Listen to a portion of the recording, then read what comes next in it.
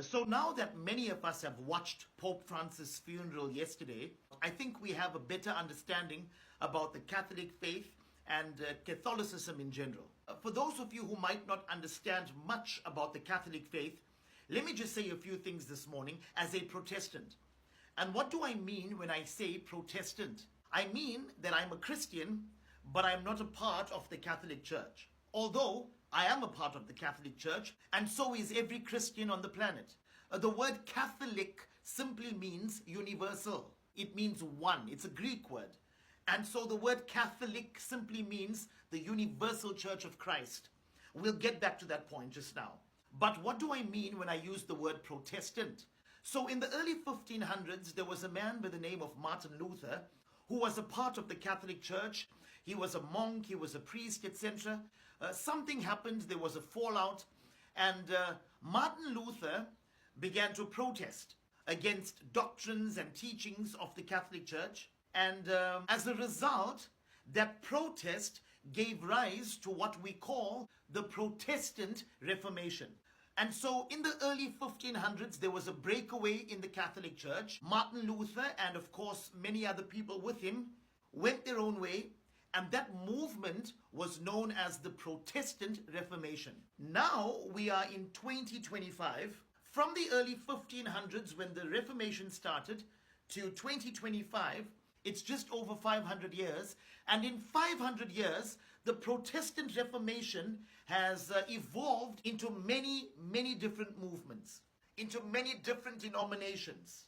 And you can name them all on your fingertips. The Lutherans, Wesleyans, Calvinists, Baptists, Methodists, Anglicans, Seventh-day Adventists, Brethren, the New Apostolic Reformation, and it gets worse the further down you go. Pentecostals, Charismatics.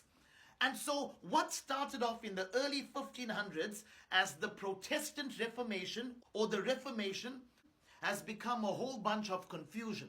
The Catholic Church remains the same with their doctrine, their teachings and their beliefs, whilst the Protestant Church has become something you can't even identify. You go to a Protestant church in America, you go to a Protestant church in Africa, you go to a Protestant church in Asia, it's like you're going to different religions because you learn all different things. Somebody teaches one thing here, somebody teaches another thing there, God is saying something here, God is saying something there, and there's chaos. This doesn't happen in the Catholic Church because the Catholic Church has a proper doctrinal statement. There's a steady foundation to what they believe, and it's never changed. Despite the fact that Protestantism evolves, the Catholic faith remains the same. And so we have a problem. We have a huge problem because Protestantism labels Catholicism as cults, as heretics, when in fact we should take out the log from our own eye first. Because if you want to label anybody heretics, I can assure you this: the false teachers, the false prophets, the money lovers, the lavish livers, the greedy preachers, the swindlers of the poor, they are all a part of the Protestant Church, not so much a part of the Catholic Church, right?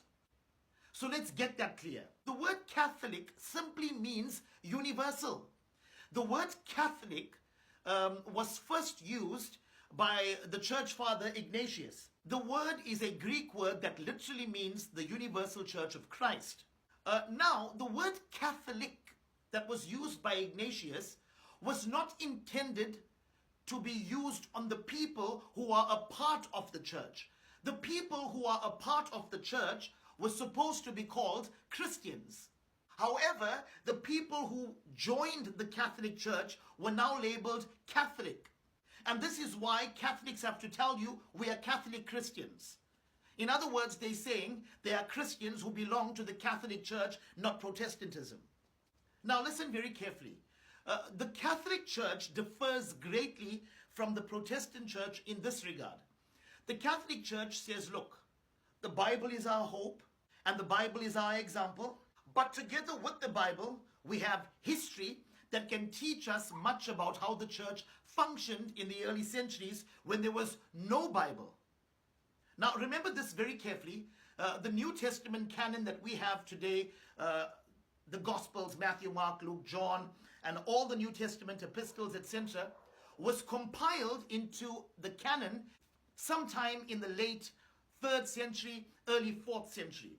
And so what the Catholic Church says is this: before the canon was put together, before the New Testament was put together, what sustained the church? How did they know the practice? How did they understand leadership? And the Catholic Church says the way they did that was the apostles who were planting churches, who were overseeing churches, were teaching others. They were passing the baton, and others taught others, and others taught others. And as a result, by looking at history, the Catholic Church knows exactly the way the church was structured and the way the church was run. And so the Catholic Church says, look, coupled with the Bible, we have history to teach us and help us and guide us into what is the right way forward. Along comes the Protestants, and one of the things Martin Luther protested about was the idea of sola scriptura. What sola scriptura means is scripture alone.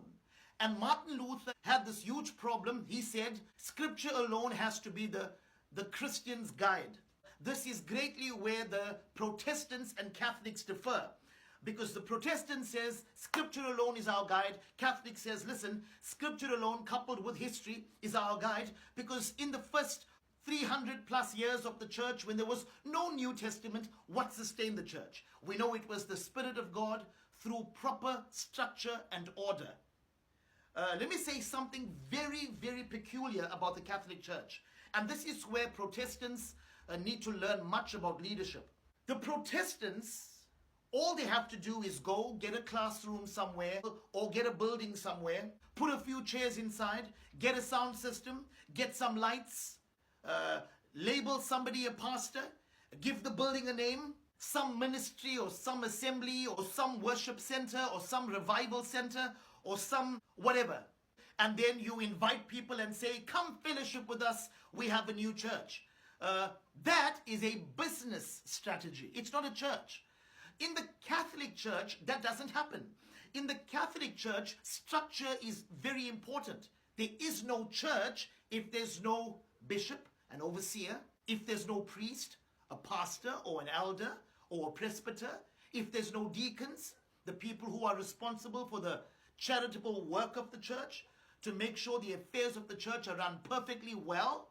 If the structure is not in place, the Catholic Church says it's not a church. And notice something about the Catholic Church, a very important thing. In the Protestant Church, it's very possible that one man runs the church. That's not even the biblical idea of how a church is run, because the church has always been run by many men.